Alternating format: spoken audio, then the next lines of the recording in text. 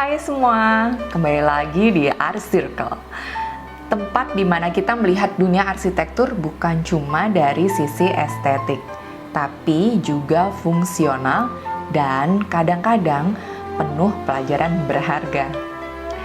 Hari ini kita akan ngebahas sesuatu yang cukup bikin heboh. Insiden di apartemen Kalibata City, Jakarta. Tapi kita nggak akan ngebahas sensasi atau gosipnya. Kita akan ngebahas bagaimana sistem keamanan sebuah gedung apartemen bisa diuji oleh satu kejadian dan apa yang bisa kita pelajari dari sisi arsitektur. Tanggal 21 April 2025, seorang WNA asal Ghana mendadak ngamuk di salah satu tower di Kalibata City. Ia memukul, merusak fasilitas, dan membuat penghuni panik. Petugas keamanan mencoba menghalau, tapi sistem keamanan gedung jelas kewalahan. Insiden ini jadi viral, tapi lebih dari itu, ini jadi pengingat. Apakah sistem keamanan gedung kita sudah benar-benar siap?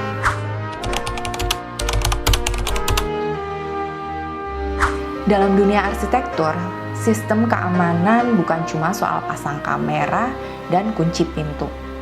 Itu tentang desain integratif di mana struktur bangunan, teknologi, dan manusia bekerja sama.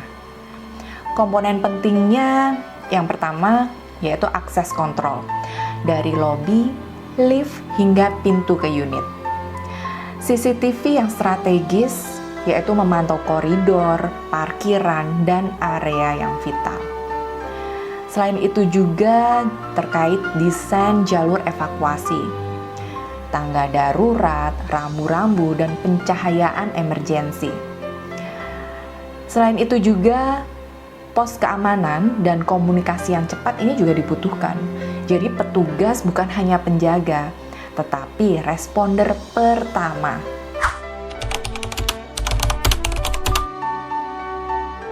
Kalau kita lihat lebih dalam, banyak apartemen yang mengandalkan sistem keamanan seadanya.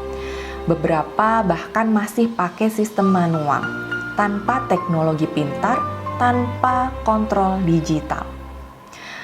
Apa yang sering jadi masalah ini? Yang pertama, lift. Ini bisa diakses tanpa kartu. Yang kedua, tidak ada panic button di koridor. Kemudian yang ketiga, petugas nggak punya kontrol hadapi kekerasan. Dan yang keempat, ini CCTV yang menjadi aksesoris saja, bukan sebagai alat deteksi dini.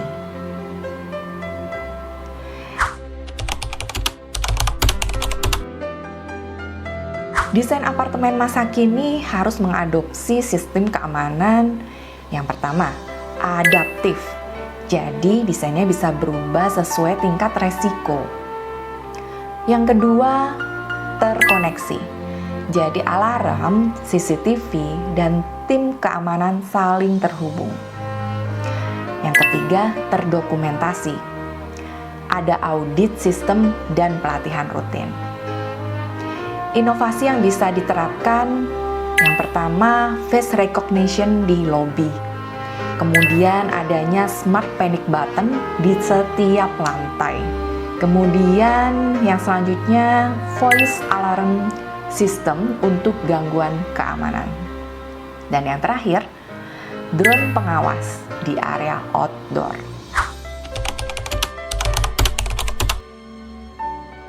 Desain sebaik apapun tanpa kesadaran kolektif akan sia-sia.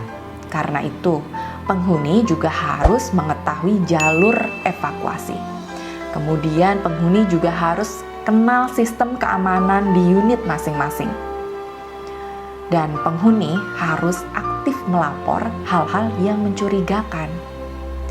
Bangunan aman bukan karena tinggi atau megahnya, tapi karena semua orang di dalamnya, desainer, developer, satpam, dan penghuni punya visi yang sama, yaitu hidup nyaman dan terlindungi.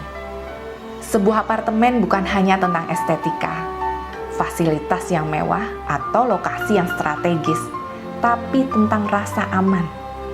Insiden di Kalibata City membuka kita.